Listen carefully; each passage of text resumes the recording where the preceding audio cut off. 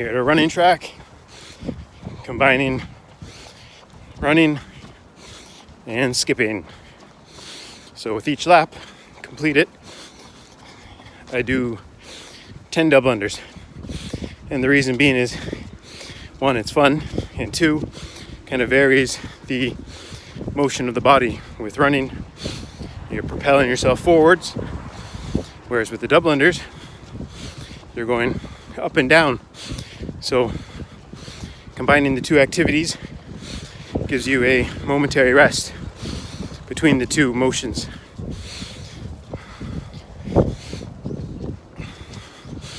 One thing you wouldn't notice when I'm doing those double unders is I'm also practicing breath holds.